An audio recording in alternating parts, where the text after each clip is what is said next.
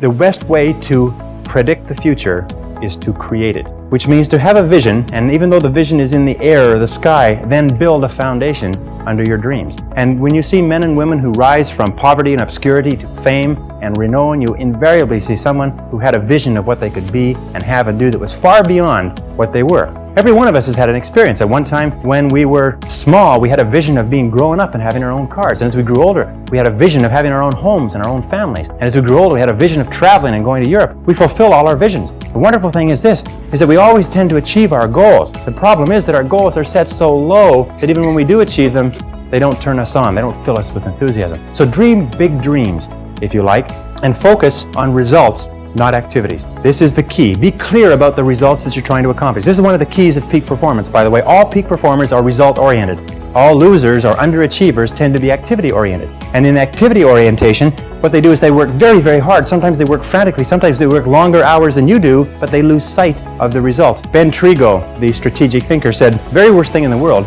is to do very efficiently what need not be done at all. And many of us work very, very hard to do very efficiently what need not be done at all. And anybody who's ever had employees will tell you that every single day you come across your employees doing something very diligently, but it's completely irrelevant to the success of the business. So focus on results. Here's a key question to ask yourself in your working life. I think it's one of the most important key questions. I'll give you two. Number one is, what results are expected of me? What results are expected of me? Not what activities, but what results or what outputs, what am I supposed to produce in my job? A second question you can ask yourself is, why am I on the payroll? Why am I on the payroll? What results are expected? The results that are expected of us in selling are sales. And the only time that we are working is when we are doing something that contributes directly to that result. Isn't that true? But of course, why do we do the other things? I've come to the conviction that the reason why we do the other things is because they are fun and easy rather than hard and necessary. I think the major reason why people fail in life, if I can pass this on, which was a part of this, but major reason why people fail in life is because of the expediency factor. That we always do, and we always take the fastest and easiest route to get the things that we want. But the fastest and easiest route in life is almost always the route to failure. It's short-term gain for long-term pain. We do what is fun and easy today instead of what is hard and necessary, and then we have to do what is hard and necessary at the end of our life when it's too late. And you'll find that the willingness and the ability to discipline yourself, to be clear about what it is you want, to be clear where you're going, to be clear about the results that you're expected to accomplish, and then to only work on those results. The ability to discipline yourself to do that is absolutely critical for success. It is not possible to conceive of a person being successful who is not capable of disciplining themselves to do what is hard and what is necessary rather than what is fun and easy. And especially when it comes to managing your time, when it comes to looking at what you should do on a day-to-day basis, focus on results, not activities. Now let me give you a method which has helped me. Write out your goals. All goals have to be in writing, by the way. If you don't have your goals in writing, then they're not really goals at all. They're merely wishes. And as they say, a wish is merely a goal without any energy behind it. Have your goals in writing. Write them out very specifically and clearly, and then do this. Every single morning, rewrite your major goals in the first person singular as though they already existed. Rewrite your major goals every single morning. Now, this should take you about 2 to 4 minutes, maybe 5. You can do it all in a paragraph. For instance, if your goal is to earn $50,000 a year, every single morning write, I earn $50,000 a year.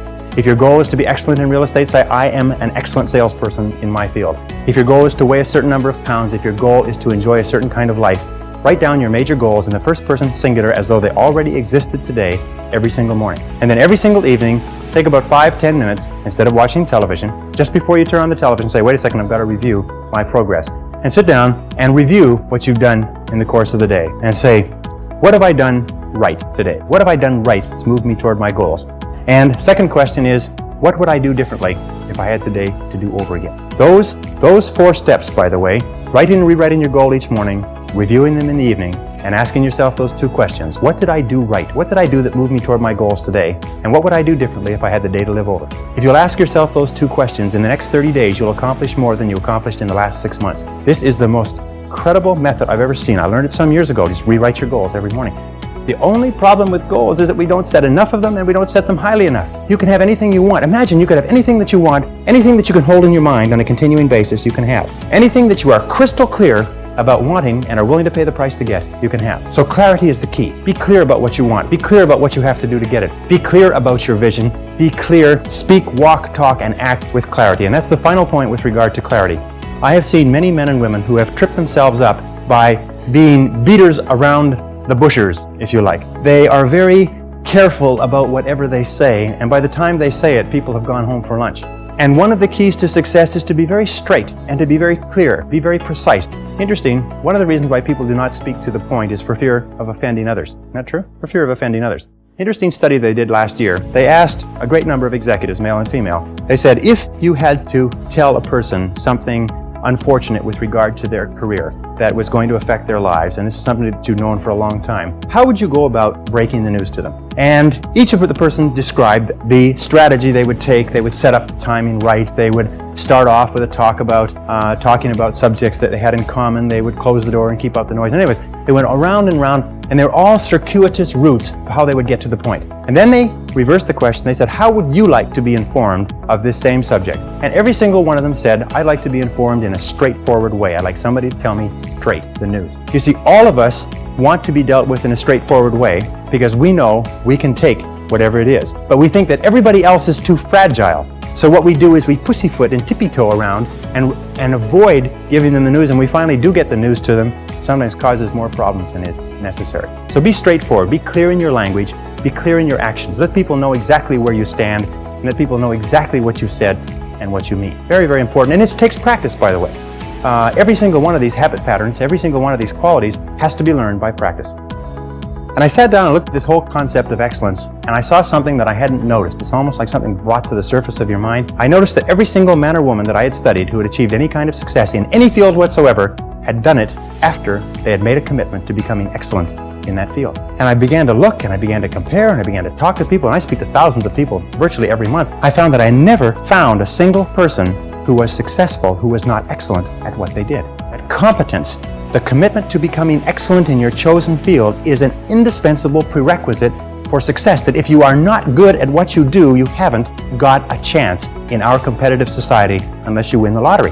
That success is predictable. If you commit yourself to becoming excellent, it does a whole lot of other things within your mind, but if you commit yourself to becoming excellent, it changes everything about you. And only the top 5 or 10% are excellent. You've heard the rule, the 80-20 rule, the Pareto principle, that the top 20% of salespeople make 80% of the sales, that the bottom 80% of salespeople make 20% of the sales. Do you know what the difference, the ratio is there? The ratio is the difference between 16 to 1. That the average income of people in the top 20% is 16 times the average income of the people in the bottom 80%. Now, let me ask you a question. Does it mean the people in the top 20% are 16 times better than the people in the bottom 80%? 16 times more experienced? Do they work 16 times the number of hours? Do they have 16 times the number of years of education? Are they 16 times more handsome? Are they 16 times anything? But 20% of these people are making 16 times the average of the rest. Prudential Insurance Company did a study some years ago, and they put thousands of agents that they have throughout the United States into their computers and compared their income, and it came out the 80-20 rule worked. 20% of the salespeople were doing 80% of the business.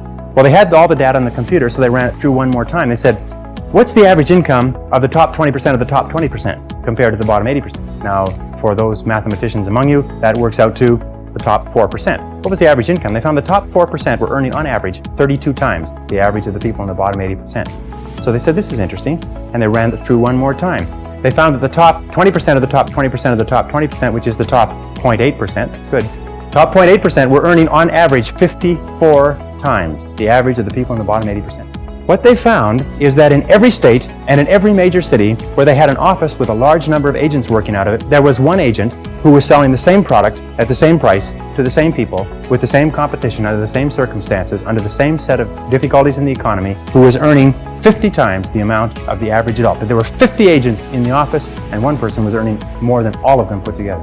Isn't that amazing? And one of the things they found is that the key to this was that each one of these agents had made the commitment to become excellent early in their career. They didn't say, I'm going to go into this and I'm going to earn a living. They said, I'm going to go into this and I'm going to be the best. You must commit yourself to excellence. You must commit yourself to becoming the best. And the wonderful thing is that excellence is a journey. It's not a destination. You never get there. Complacency and satisfaction are the key enemies of excellence. But once you commit yourself to becoming excellent, the whole world opens up for you.